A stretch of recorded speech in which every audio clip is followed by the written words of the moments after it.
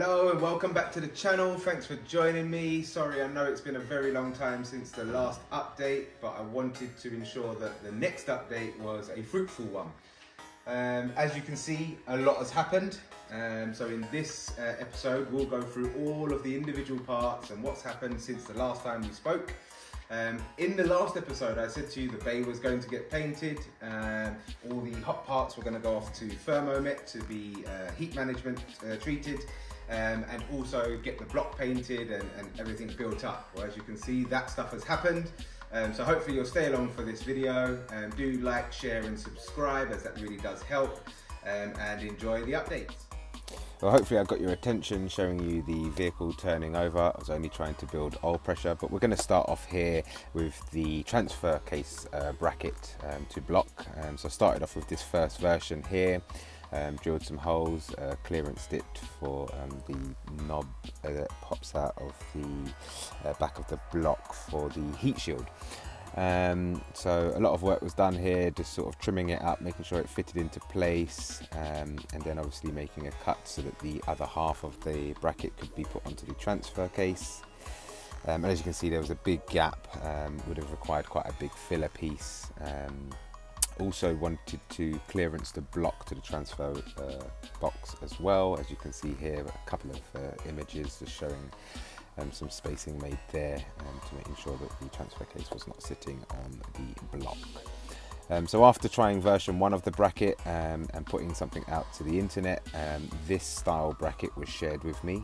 So I actually grabbed this one because the process was going to be a lot easier. As you can see in the pictures here, just required a small cut here, a little bit of extra material adding behind the eyelet, and as you can see here, popping it in place ahead of welding it up to create the bracket as you see.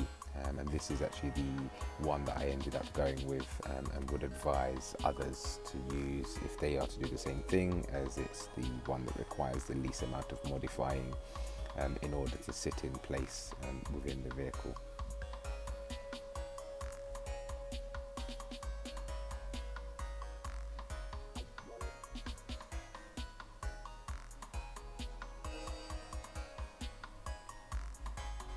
Probably worth me pointing out here that I'm not a big welder. I only picked up the welder a few times, so I was very happy with the outcome of the bracket, having done this myself with limited experience.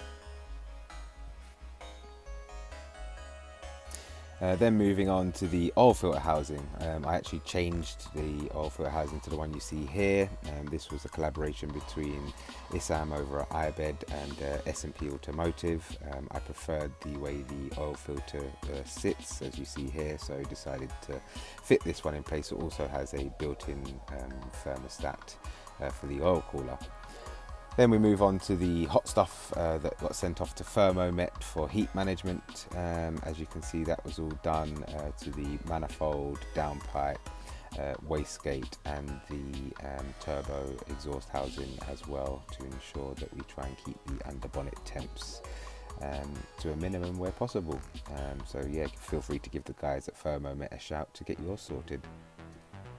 So with that all said and done, obviously wanted to get that on the vehicle to see how that looked, and I think you'll agree that it looks very nice, and I'm very aware that it does the job that it says. I also decided that the OEM shifter was going to be parked aside. Got in touch with these guys over at NP Parts and Engineering for this billet short shifter, which is a lovely bit of kit. I actually supply this item to the UK now on my website. Really easy to fit up, uses the OEM cables. There was no cutting or trimming required, and it feels and looks awesome. Here you see the JXB Performance prop shaft support bearing hanger.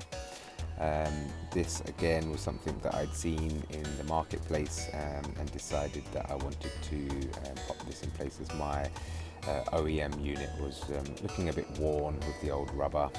So yeah, wanted to make sure that once this was all put back together, it was nice and stout, and for any vibrations that could be caused from the prop shaft. So just a small video, as you can see here, of me getting that in place.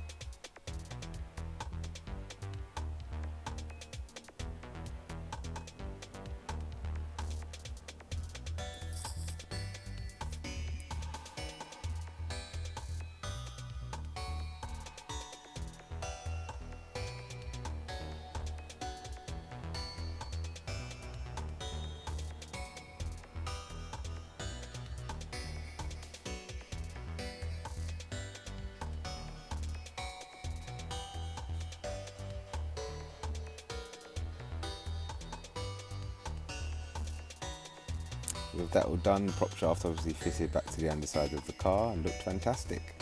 Then it took my attention to the battery tray at the back, giving that a coat of Nagaro blue paint, and getting the boot all put back together, power cable and earth cable put in place, ready for when the battery goes in. Now I did mention obviously that I looked towards getting the bay painted, but it was literally just the chassis rails, as you can see here at the front, just a little bit of surface rust. So I decided to do this in-house. As you can see here, got a friend of mine to pop in as well. I took care of one side whilst he took care of the other, whilst we just wire wheeled back the surface rust and sort of prepped the area ahead of giving them a paint.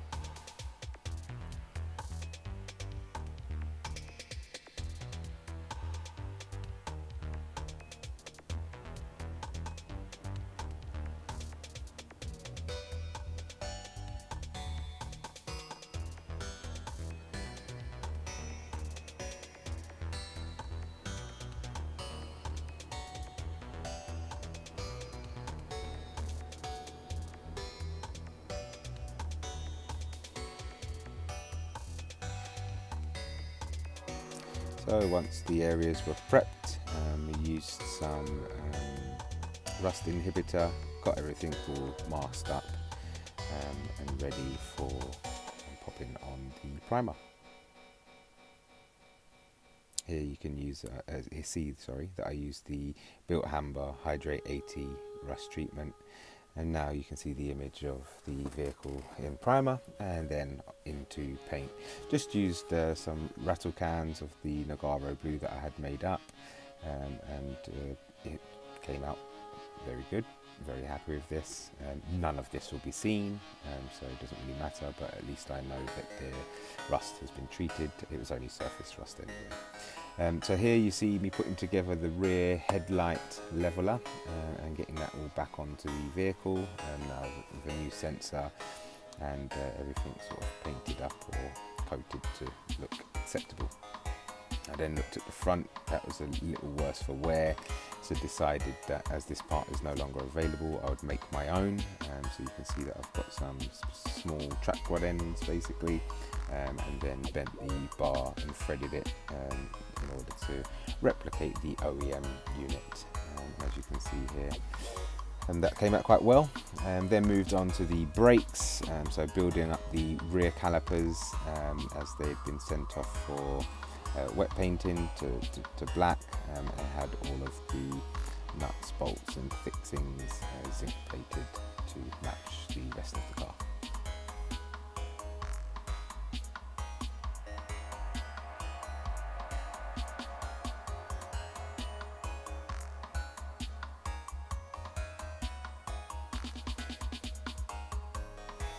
Then moved on to the front calipers. So these were wet painted, but I wasn't happy, so I stripped them down, as you can see here, taking out all of the pistons and the seals, so that I could get them sent off to be painted correctly, and to a way that I was happy.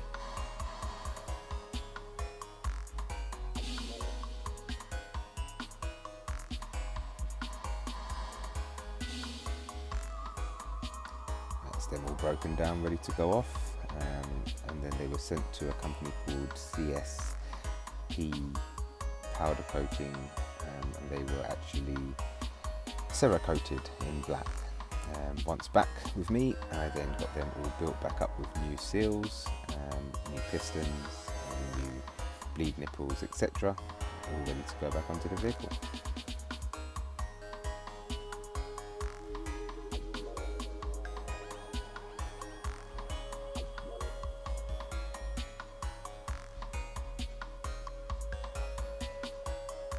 For anyone wondering, the calipers used here are from the TTRS RS3 earlier models, the 4-pop rainbows.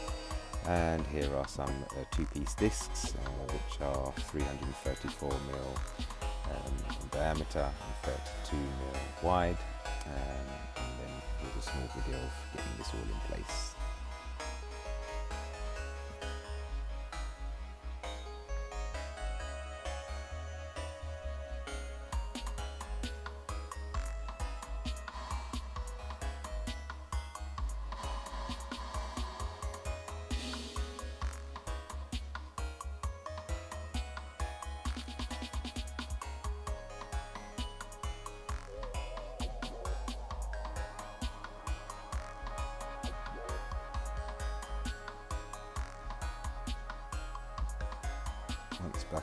space, so I was able to put on some front wheel spacers to make sure the clearance with the caliper and to the shock, and get my wheels back in, or on even.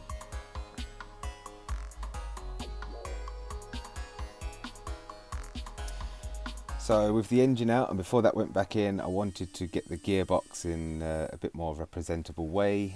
So here you see, or you didn't see that I'd sort of wire wheeled the whole gearbox down.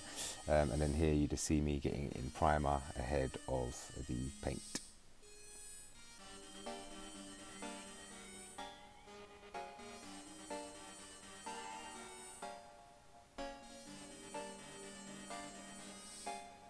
That's it all sitting in primer, and then in a satin black paint. Again, just use the rattle can to achieve that. Then moved over to the car, getting the engine bay all back together, wires all where they should be, etc. These wheels I had sitting down for some time that were given to me by a customer, very kind of him. So finally had them refurbished and put on the car, and I absolutely love these wheels, but they didn't come with center caps, and you can't get them no matter how hard I tried. But I did find a very good soul who was able to have some machined up for me, and gave me the tips on how he achieved it, and yep, that was all done and in place. Then you see here the power steering collar that I decided to use, so just making up some brackets to have that sit in place.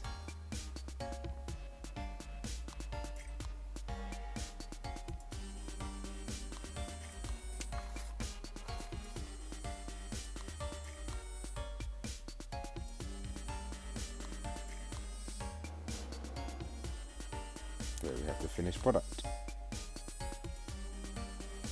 So the ECU of choice was Ignitron. There are many reasons why I wanted to use this, but one of the reasons here, you can see it fits in the original place. You can plug in the OEM looms. Whilst made for plug and play for 180, with some small modifications, it's easy to use this for the 07K 5-cylinder as well.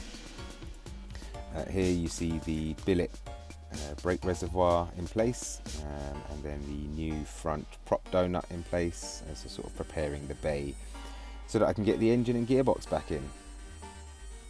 So before I could do that, the turbo kit was bolted up in place, and using the ARP hardware that I also supply on my website, and voila, there it is, back in the engine bay.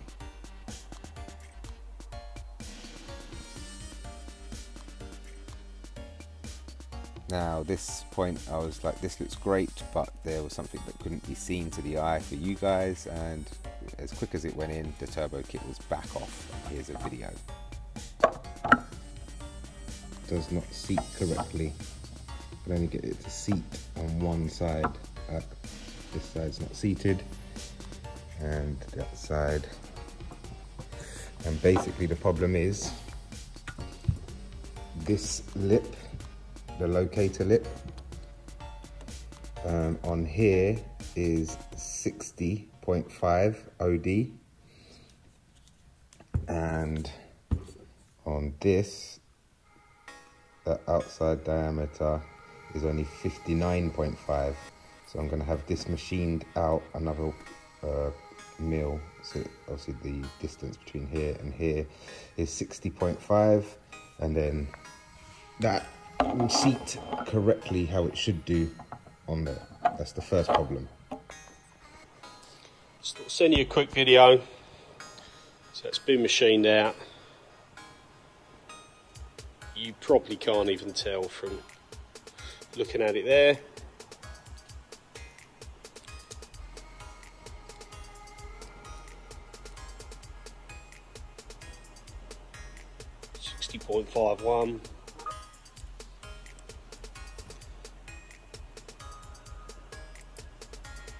.51. That should do you. So big thanks to Mark over at Kinsey Fabrications. I dropped off the housing to him and he quickly got that machined up for me. I then moved my focus onto something to hold the underbonnet fuses, as I'd obviously put the battery in the boot, and I'd seen most people just sort of tie wrap this to the chassis leg, or it's just sort of flapping around. So with a discussion with a good friend, we kind of put our heads together and started to design. This was version 1. Looked great, but wasn't quite as stout as I needed it to be, and this here is version 2, and the final product, which is now available on the website. And I think this is a nice clean example of how to attach your fuse holder under the bonnet rather than using zip ties or the likes of. Onto the radiator, CSF alloy rad was used, and I've also gone with the slimline fan pack from the like V6 motion and R32, for example, just to give a bit more space. Wasn't needed, but all the space that you can get is obviously better. And then started to look at making up the AN lines for the radiator to check out various options, and here you can see that these are now made up and sitting in place. Then machined up a fitting to go into the thermostat housing, so to get rid of the OEM metal coolant pipe, and then just run my AN10 line as I see fit. And so here you can see the tape on the end of it here, just waiting to be finished. With the boost pipes checked in place, everything was tight, but there was clearance nonetheless. Actually there's now more clearance as I've modified things slightly, but yeah, it's all in there and all fits up. There were lots of comments about my headlights over the past couple of years, so once again, as per the social media post, don't worry guys, here's some brand new headlights. They've been sitting in the box for the last few years, and they will not go on the car until the car is completely finished. This will be one of the last items to go on. So with that said, we started to put the interior back together, so back seats back in, door cars back in, front seats, etc, and started it to make it look like more of a car again. This was a long time since I'd seen it like this, so I was very happy to be at this stage again, pretty much full interior ready to go. So thank you very much for joining me in this episode. That is everything up to now. In the next episode we will be getting the oil cooler lines plumbed up, coolant lines finished, and getting the first start on the way. So hope to see you guys soon, and thanks for watching.